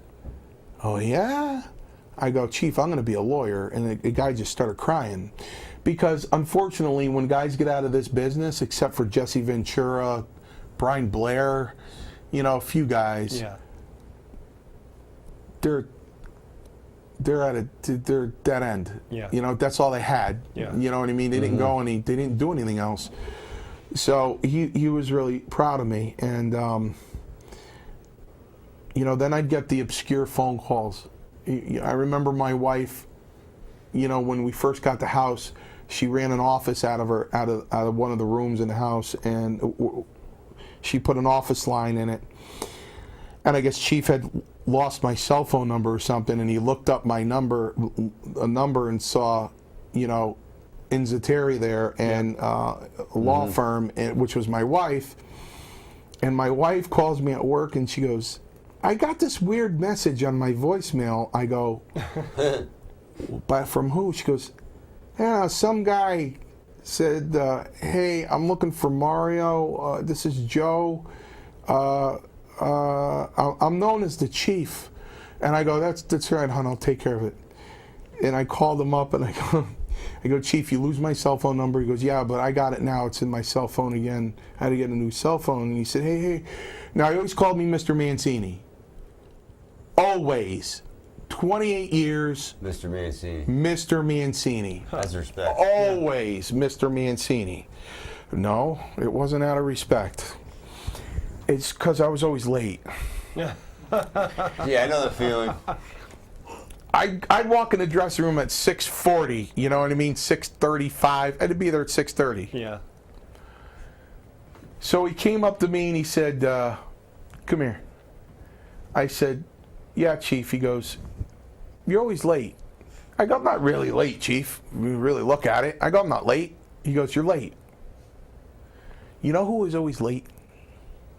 I go, "No." He goes, "Buddy Rogers was always late." I hate Buddy Rogers. He goes, "I don't like him." "Do you want me to hate you?" I go, "No, Chief." He goes, "You know, he always wanted the people to call him Mr. Rogers. Always. You know what I mean, Mr. Mancini?" Oh, no. And that was how it. it started. That was And it. that's it. Wow. I was never late again, but he kept it. So I got the obscure phone call, said, "Mr. Mancini." I go, "Yeah, Chief." And unbeknownst to me, which I had to hold back because my wife would just think I'm a lunatic if I just sat there and bawled the whole time. But I talked to Howard, and I talked to Billy and Barry, and Hillbilly Jim, and I didn't know, you know, Chief called them all. Said, "Guess what Mario's doing?" Oh, wow.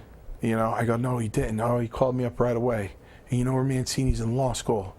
And he would just blah, blah, blah. I'm like, "You're kidding me."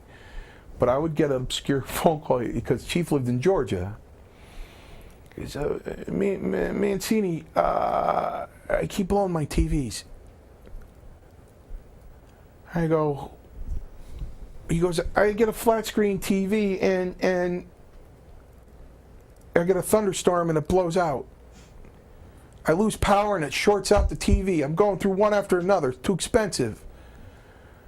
I go, Chief, you got it plugged into the wall? He goes, yeah.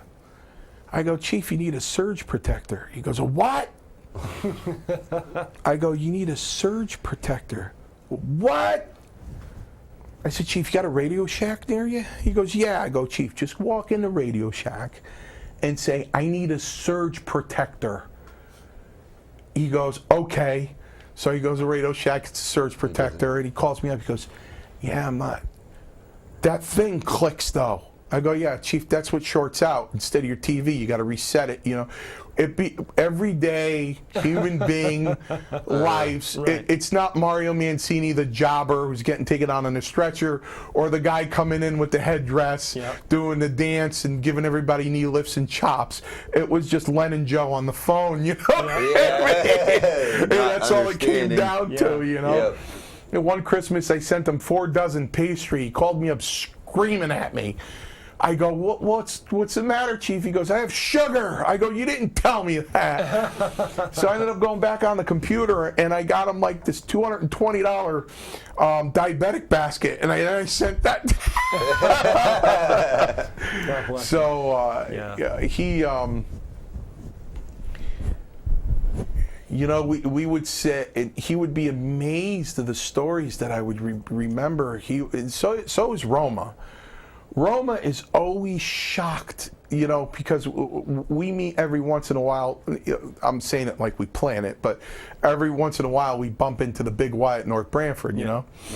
Now you're Paul Roma, for those of us. You're right. So you know, and there's you had a hand in training him also. Yeah, a little. Fuji did most of his training, but I had a hand in it. But so there's some diehard wrestling fans that are like, you know, they're cashiers. These kids, they're 16, 17 years old. They're going, is it Paul Roma and Mario Mancini store? You know, and they're like, they know. I mean, we're out before they're born, and they know. Do you know Jersey Mike's in Branford? Yeah, I do. Yeah, they know you. Yeah. They know me real well. They call me, but one guy there, I go in there all the time. He's like, hi, Mr. Mancini, how you doing? How are you? They know you. I'm like, how you doing, bro? Yeah, man. Because Mark over there is awesome. Well, yeah, because you know, I have 7 kids, and I go over there, and you know, I'm dropping, you know, $65 on subs. Easy. You know what I mean? So they, you know. But isn't he the best though? I mean, that's the greatest. Yeah, that was. Oh, I have to lay off those things, man, because you know, there's one thing I had to get into my mind in order to try to get in better shape, and I'm on the road there. Is you know, you get that mentality. You have to remember, guys, we used to do it as a goof. We used to do it, but we used to eat it, but we used to do it as a goof. I remember going into a Denny's in Buffalo with 6 other guys, and we'd go, yeah, let's really get her. And then we'd start, and you'd go, can I help you? And I go, yeah, I'll have the steak and eggs and an order of buttermilk pancakes. She's like, you want a short stack? And I go, no. Wheat toast. Can you bring up extra sausage? Then the next guy would go, yeah, I want a double cheese omelet and the French toast and a double order of bacon. And we'd stop the whole place. I mean, people would stop eating to look at this table, these 6 huge guys, just in amazement putting away this food, and we walk away going, ha, ha, ha, ha. Meanwhile, our arteries are like, you know. Right. And it's like, you know, and you just keep eating that way and eating that way and eating that way, and you just can't, do that anymore. And, you know, if I go there, I have to get either a sub and a tub, which is a salad, or I get a wrap or something, because it's right up the street from my office. Yeah. Mm-hmm. So myself and the other attorney there, we'd go up there, and you know, we get a large. Yeah. And we went and split it, man. And he looks like you, so he's got no problem putting down a large, you know what I mean? Yeah. And here, I'm putting down a large, and you know, there were a couple of times that I had to eat outside the room because my buddy that I work with, he goes, I can't take this. I can't. And then the senior partner comes up and he goes, what's wrong? And he goes, It's just Mario. I can't take it. I can't watch. I can't do it. And he's like, why? He goes, first he goes to Jersey Mike's and he's got a large sub, which is about 15 inches. Yep. He goes, and before he comes back, he stops at Anialo's and he gets 3 slices. And he comes back with 3 slices in the sub. That's right in Charlie Square. Oh, right. Right. He gets his sub in 3 slices and he eats the whole thing. And I can't, I mean, I wouldn't be able to eat for a week. It was like, so you just have to stop. I need to stop. Oh that yeah, myself, I gotta stop. I my whole life I didn't know what quinoa was. I had no idea what that was. I had no clue. I do now. I do now. And I'm gonna have to join you over at the CrossFit. Yeah, I mean, I quinoa in the morning with some strawberries and blueberries. I have that, and I'll have turkey breast in the afternoon, and I don't even eat yogurt anymore. I'll have chicken breast at night, and I still eat a lot though. There's still the problem. This is a big problem with CrossFit. The biggest problem with CrossFit is, man, do you get hungry? Oh, do you get hungry? I mean, hungry. Yeah, I haven't experienced anything like that again since wrestling school. And don't get me wrong, there are a lot of CrossFit boxes. Mm-hmm. That's what they're called, the box. There's a lot of CrossFits around. There's Brantford, there's Shoreline, there's Guilford, there's Madison, they're all over the place. Right. But it's just the way that Clint and Aaron run this particular business. It connected with you. It connects with me in a huge way, right. and they run it. It's like you get to know the people there, and it's like walking into your other house. And it's and they're all very encouraging, and they get a kick out of the fact that I was a wrestler. Clint will come over to me and go, there are around 15 of us around the computer the other night watching on YouTube. And it's like they get a real kick out of it, and I'm not too ashamed to say that I'm still the last one done in a workout there. But I'm working on it, and you don't quit. And there's one thing about professional wrestling, I wouldn't change a thing. If somebody looked at me and said, look, we're going to go all the way back to June of '84, and it's going to be a month before you turn pro, and we have news for you. Not a damn thing's going to change. You're going to go through the exact same thing. I'd go, you'd be fine with it. Sign me up. Let's do it. I said, because the most fun I'm going to have is that stretcher match I'm going to do against Ordendorff. Yeah. Just before WrestleMania 1. Yeah. Just before it.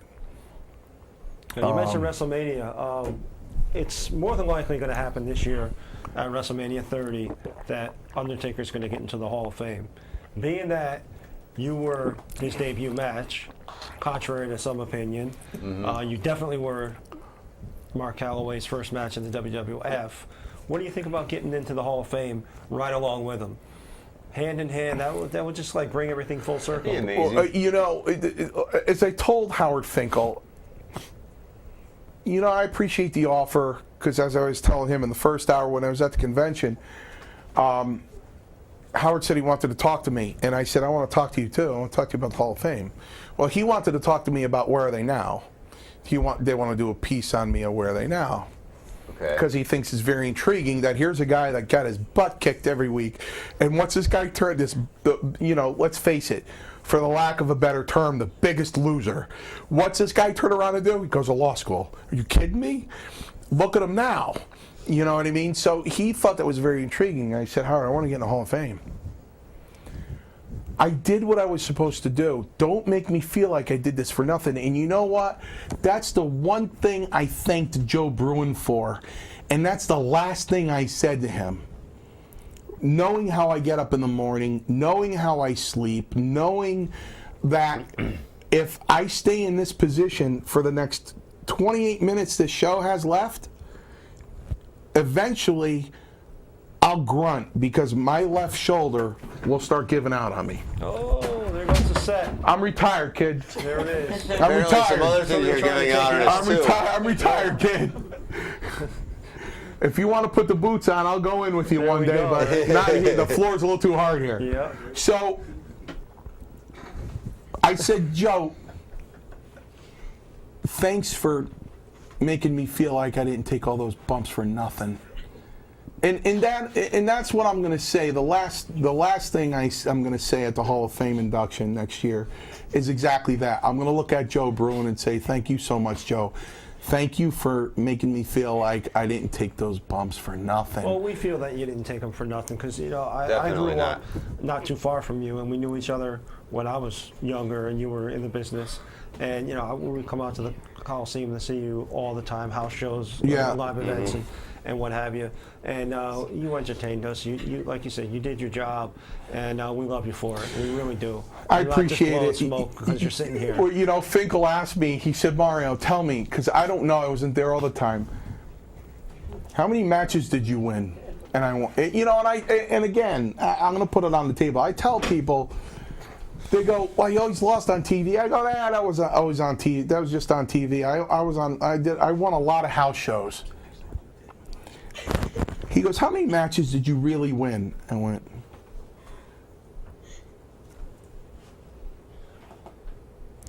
I won one match. This is the God's honest truth, July 8th, 2013, right now. I'm telling you, I only won one match. And who was that? Hogan and Andre the Giant were on top. It was the New Haven Coliseum.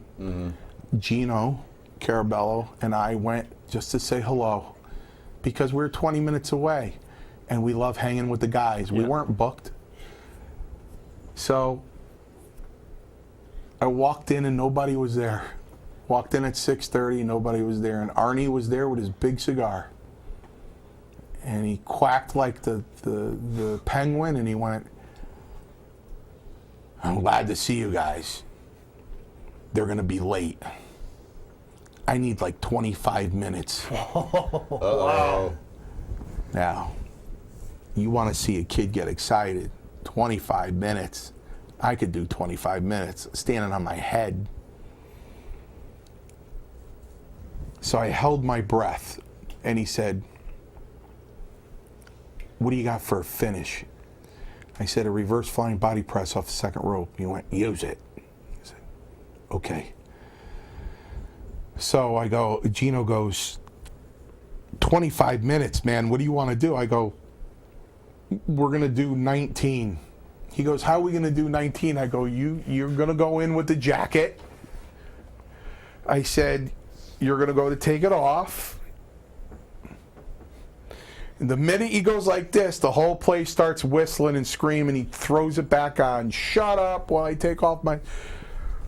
Does it again. They do it again. He kicks the bottom rope, leans over. Shut up.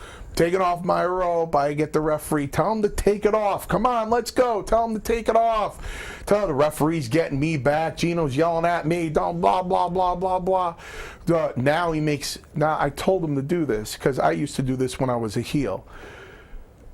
Now you make a project out of it. Now you go in the middle of the ring. You do the sumo stomp. Plant your feet, grab your jacket, and go. And now the whole place goes crazy. He does it again. All right, now I go after him, give him a buckle, give him a backdrop. He's still got his jacket on. He gets pissed, screws out of the ring, goes back to the dressing room. I break 3 9 counts. He comes back in, whips the jacket off. Okay, by that time, so we're standing there, we're looking at each other, and he goes right into my face, and I go, why? We're running around the ring, wind. Right, cardio. And when you're 20, you got that. You better have that. We're running around the ring, running. He scoots underneath. Now we're running. We're running after each other outside the ring. He screws underneath back into the ring. I go after him. He catches me with the boot, throws me in. I duck the clothesline. We had the whole thing. Finally, in about 22 minutes, the ref comes in and he goes, "They're here. They're here. Go home. Go home." So, he stops me. He gives me that one buckle. He gives me the second buckle. I go up on that second rope. I turn around and give him the flying body press, get the 1, 2, 3. When Howard Finkel announced my name as the winner, I couldn't hear him. That's how loud that place was. Nice. That's how So glad to see it loud finally happened. that place was. And I went back to the dressing room, and Arnie watched the whole thing, and he went, wow, did they pop? And I was honest now, and I was honest then. I said, Arnie, I can get them to pop like that because I live 20 minutes away. They announced me from Milford, Connecticut. Right. But I promise you this, if you give me a chance, I'll do the same thing in St. Louis. Just give me a chance. Tell them to give me a chance, and I'll do the same thing in St. Louis. I promise you. You know? So you got to be honest. I mean, you're in your hometown. They're going to pop like that. Yeah. But I remember being in Stroudsburg, Pennsylvania, working with Mike Sharp, and I came back, and Valentine was sitting in a chair, and he watched us come back, and he looked at Monsoon, and he goes, how the hell am I going to follow that?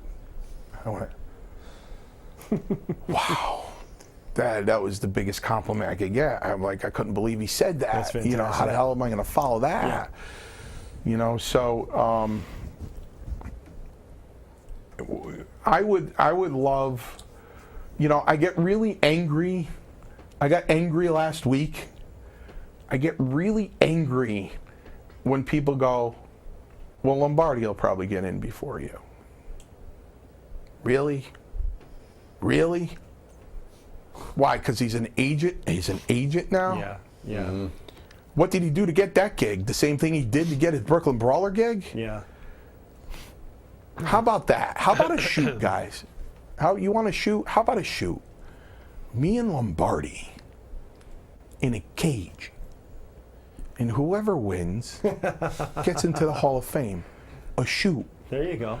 I'm not talking about we make up the beginning, the middle, and the finish. I understand. I'm Just talking do it. about, you know, and I went on the website because Finkel said, where are they now? You can find on the website. Yeah. Yeah, I've seen it before.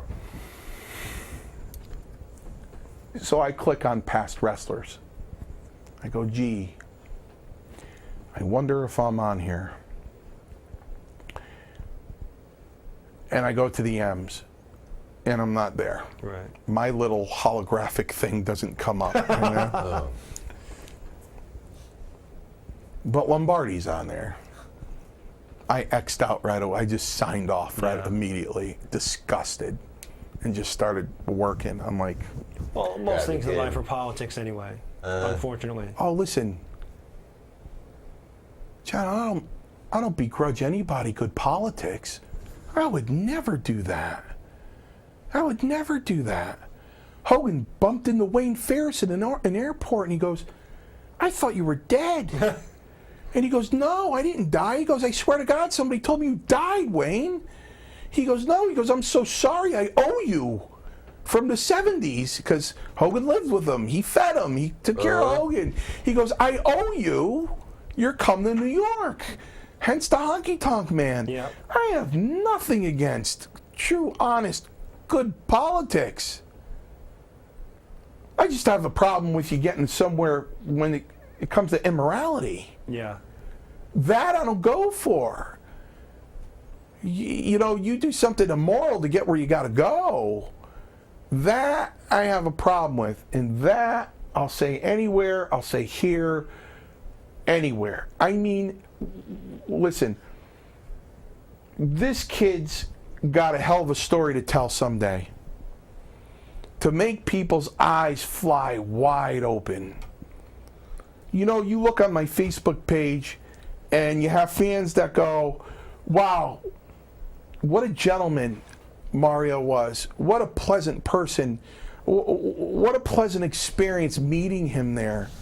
I had no idea he was 18 years old when he started wrestling. He told us stories and he took the time to talk to us, and it was so much fun.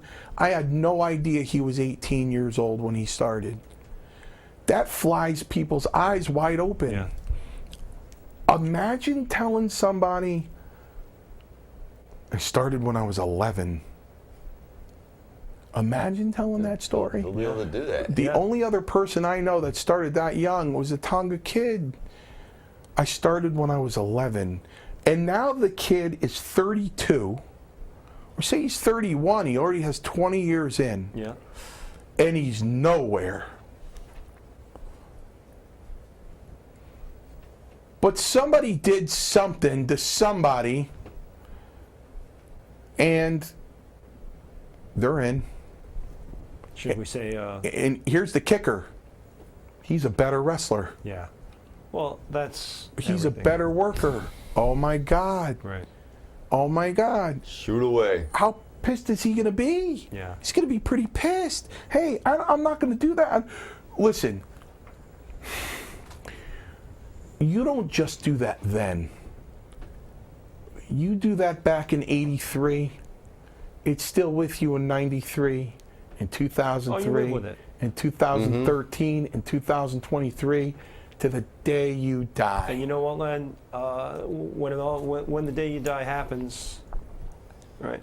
There's payback right there. You know, it was You're gonna just. pay for it. Listen, I told the You're world. gonna pay. I believe it, and I know you believe it. That at some point, whether it's karma, whether you believe in, which religion you choose, right?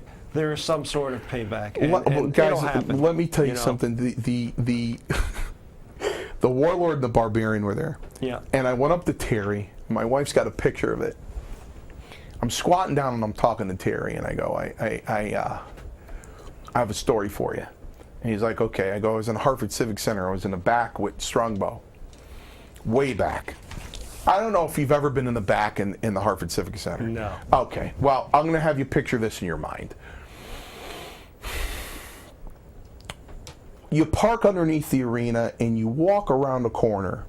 And when you walk around a corner, there's a space this big as this room. And then when you walk toward the arena, there are two rooms.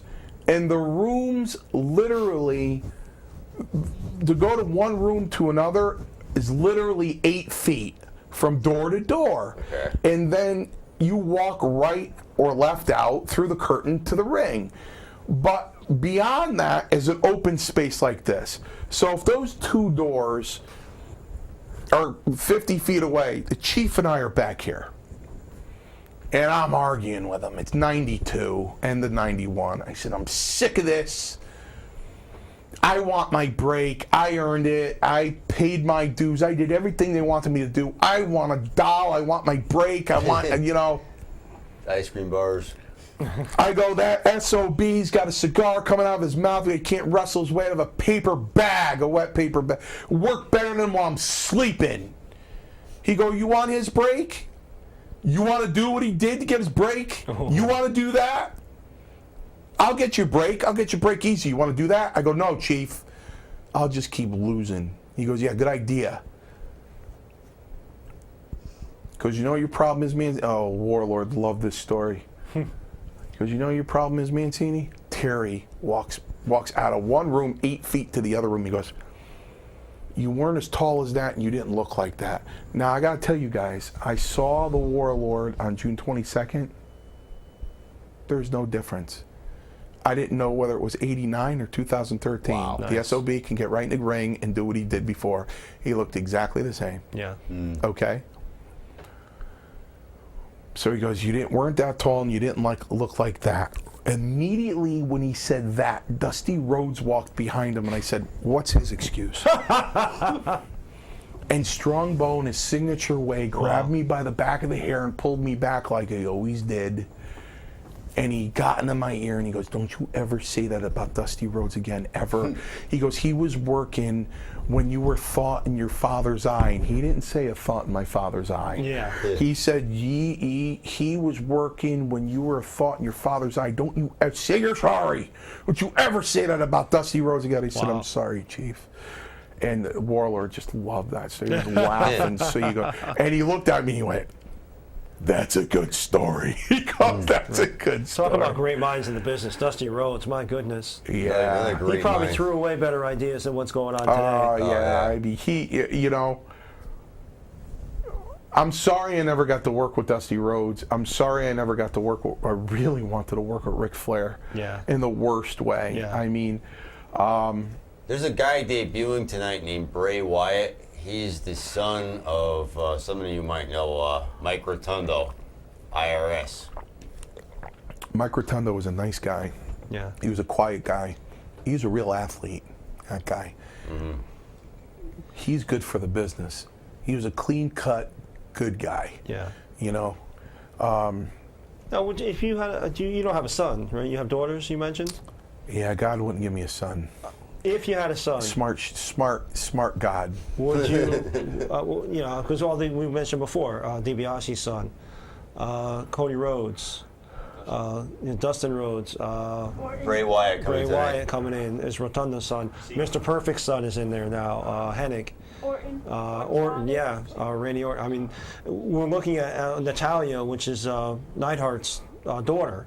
Right. Snooker's daughter's in. So we're looking at second, third, even, you know, coming up on fourth generation. You know what I'm getting at. If you had a son, would you encourage him? Would you discourage him? How do you feel about that? If I had a son, or even your daughter could get even if into one it of your now. daughters wanted it. I got my daughter when she was his age, and I said, listen, in case you ever think about it, get it out of your head. You're not doing that. If I had a son, like you have a son, and he was 11 years old, I would take him in the ring, and when I was done with him, he probably wouldn't even be able to watch it on TV. He would probably wet his pants at the side of a ring. Only because I don't think I have a legacy enough, and I don't think I have the political power enough unless the chief was still alive and I could meet Vince face to face and say, you owe this to me, give him the chance that I didn't have. Mm-hmm. Because I remember, I mean, this is a hard story for me to tell. You got about 5 minutes for it. I remember the first match, Valentine. Of course, they were delayed matches. So I was there on that Saturday morning, and I knew my match was coming on. And it was my very first TV appearance. And I said, Dad, I'm coming on TV. And he ran into the living room, and he sat there, and my match came on. And we're watching the match, and I'm watching him out of my side eye. The pain in his face, I can't even describe it. Really? And the match was over, and he just got up, and he just shook his head, and he goes, I gotta watch them do that to my son on TV. Now, he loosened up later on. He didn't like it at first, but if you were around Milford in the late 80s and you were reading the Milford Citizen at the time, yeah, I used to take care of Matilda, and he was in the paper countless times because he'd make no bones about it. I got him one of my ring jackets. He said, when are you going to make another ring jacket? You know, because I used to go to that place in Milford, what was it, Three Brothers or whatever? Yeah. I used to, that's where I got my ring jackets. Exactly. Yeah. Right next to Glorious Farm Market. Right. Yeah, that's where I got my know ring jacket. Yep. So he goes, when are you getting another ring? I go, Dad, I think I'm going to get a purple ring jacket now after the red one. And he goes, can you make me one? So he would walk around Matilda making no bones about it with a Mario Mancini ring jacket on. Right. They'd catch him and go, hey, how do you know? That's my son. You know what I mean? So after a while, it wore off, and it was cool. But I would not encourage, if I had a son, I would have never encouraged him to be a wrestler, because I wouldn't want him to go through what I went through. Then again, you could turn around to me and say, well, Mario, he might have had a half a shot if you had him correct your mistake and really concentrate on the weights, and you taught him how to work. There are no more jobbers. So maybe it would have been different for him. I don't know. I would have to be in that position to make that call. It's speculation. Yeah, I have a. My daughter is going to be 7 in about 3 days. I don't think she has any ideas of being a female wrestler. Yeah. Is she aware of your popularity? She's no, but she, that's the reason why I wrestled in 2010 and 11 and 2009, because I wanted her to see me in the ring. Yeah. Right. And if I put it on TV, the rare times I put it on TV, she'll look and go, "That's what you do, Daddy." You know what I mean? And I just wanted to make her aware that I did do it, and so what are you gonna do? I don't, I'm worried about this kid over here. I'm not gonna lie. Well, we're careful, and like you said, Pete. Yourself.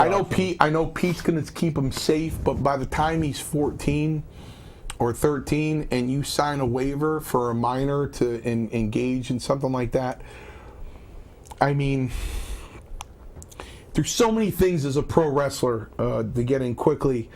When you're a pro, I mean, if I'm working with you, here's an example. I was working with a guy in Middletown, Connecticut. Okay. We were supposed to go 14 minutes. Okay? I gave him a turnbuckle. The whole ring collapsed. Oh, yeah. All 3 ropes. No turnbuckles, no ropes. I grab him in a headlock and I take him down. He goes, "What are we going to do now?" He said, "Just follow me. We can wrestle without ropes and turnbuckles." How do you do that? You better know how to do that. Or I'm wrestling you and I go to pick you up by the hair and you go, "Mario, I just blew out my knee." What do you do then? You better know what to do then, because now you got to protect him and you got to waltz him through a match, just like a dance. Yeah. Somebody separates their shoulder. Both people in the match look out for each other. Yeah, right, yeah. but you have to know what to do. You can't freeze. Right. You can't look at the referee and go, we called all the spots in the dressing room and now we can't do them. You can't stand in the middle of the rumble and just watch. Oh, yeah, you can't. No, you can't. Yeah. And just watch your eyes. Right. Looking at you. Right. You can't. You have to know.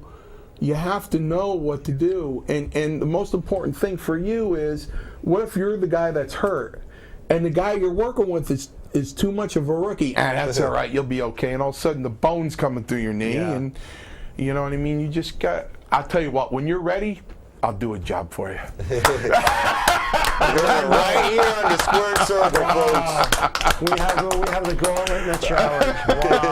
Wow. When he's ready. Why not? Well, it might be a while. With 1 minute left. God, we can do this all night long. And you did say around Christmas time you'll be back. We're going to hold you to that. Oh, I absolutely. think we You were will. a man of your word and came back today, which is absolutely. fantastic. We'll have more information about the upcoming New England Pro Wrestling Hall of Fame. Hopefully we'll have more information about WrestleMania 30 and your induction into the WWE Hall of Fame. I hope so one day. And hopefully we can get wrestling back at the Olympics. We'll talk about that with you next time. Yeah, that's a shame. And we're about to go off the air.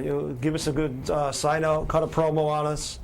Definitely. Whatever Go right you can ahead. do. You want me to come and cut a promo? 60 seconds, brother. Next time when I come down here, I want all the people of North Haven to be in this studio.